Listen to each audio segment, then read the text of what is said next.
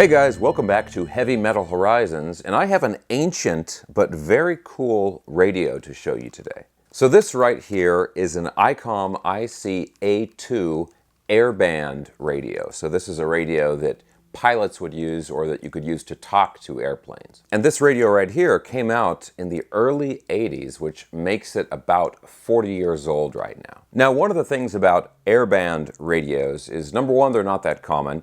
And number two, they're pretty expensive. And I'm talking about an airband transceiver, not just reception.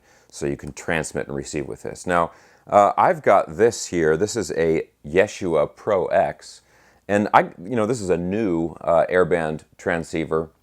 And I got this. I got a really good deal on it. It was like $250, $260. And that's about the low end of a new airband radio.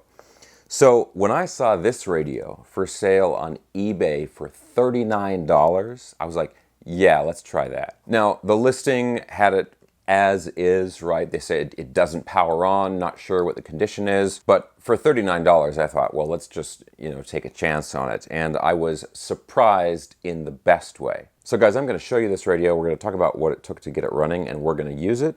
But real quick, guys, if you enjoy videos like this, videos about cars, aviation, and radios, and you have not already subscribed, please consider subscribing right now. Okay, so I got this thing in the mail from the eBay seller, and first of all, look at this cool case, sort of holster that this thing came with. It's a U.S. Forest Service case, and made out of leather, and it's got these great buckles and everything on it, and it's got this cool stitching on the back. But definitely a major bonus that it came with this cool case there. Now, when I got the radio originally, this is the battery that it came with, and this is an ICOM CM12, which I believe is the original battery on this radio. Now, this is long dead, and so the radio, when you turn it on, it was totally dead, but it does have an external DC power input on the top here, and it's a standard 13.8 volt DC in. And so I had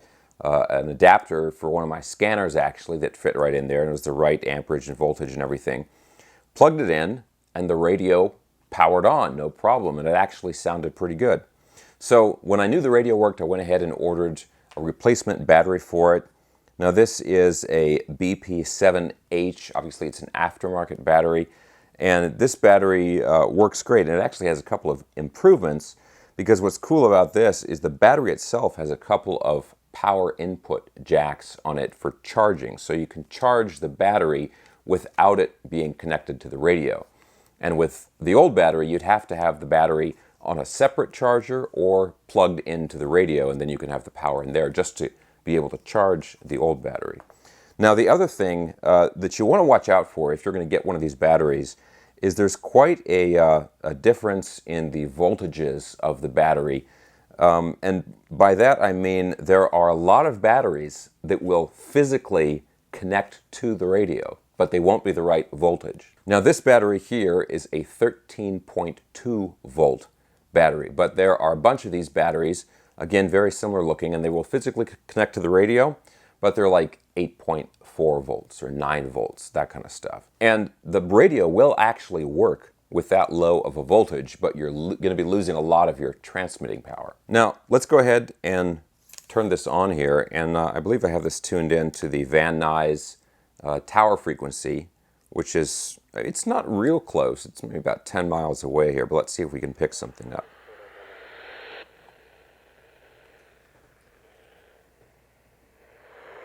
Van Nuys Tower, good day, November 6, 3 November Mike, established on the ILS, runway 16 right.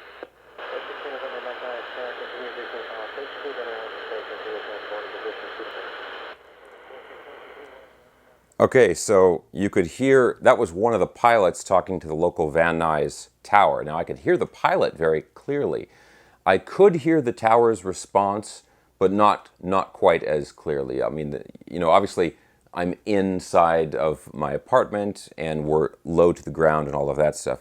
But I could hear the pilot, no problem. Okay, so our reception works just fine with the radio. Now, obviously, this radio is really meant to be used either in an airplane, if you have an old airplane with no built-in radios, very old airplane, then you would use a handheld radio like this, or a lot of pilots carry a radio like this, or a new one like this, essentially as a backup in case you lose electrical power in the airplane or something else goes wrong with the radio. You have a backup radio so you can talk to ATC and so forth. And alternatively, obviously somebody in the Forest Service, or somebody who works at an airport or something like that, if you have a reason for being on the ground and having to talk to aircraft, then you could use this to talk to aircraft flying over in the area, that kind of stuff. Now obviously, like we just heard, we can receive with this radio, but I want to see if this radio can still transmit as well. We obviously want to be very careful with how we do that so we don't create any problems or interference or anything like that. And I am a private pilot, so let's go ahead and go out to the airport. We're going to go out to the Van Nuys Airport here and see if we can get a radio check from ground control with this radio. Okay, let's check it out.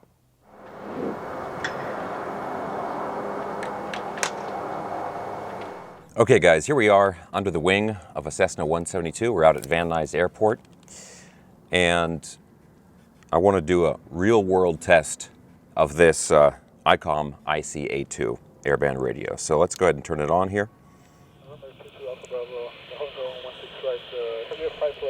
Okay, so obviously great reception. We're right out here at the airport, but one thing we want to check real quick here is this radio has a high power, low power switch on it. And so I'm going to make sure I'm on high power. Low power I think would be great if you're just listening or something, just want reception, but we want to transmit here. And so let's go ahead and switch over to ground control, 121.7 here at Van Nuys. And I'm going to wait until we've got a nice break, so I'm not interrupting anybody, and then we'll see if we can get a radio check from ground control here. November 657, take advantage right back to the L. Van Nuys ground, Cessna, November 990 Bravo, out at the prop park. Can we get a radio check, please? Welcome to 9 Hotel, did you want flight call? Last call for ground, was broke, unreadable, say again. Van Nuys ground, Cessna, November 990 Bravo, out at the prop park. Can we just get a radio check, please? We're 990 Bravo, coming in about 2 by 3. Okay, copy, 2 by 3, thank you very much, 990 Bravo. Okay, so hopefully that came through on the mic here.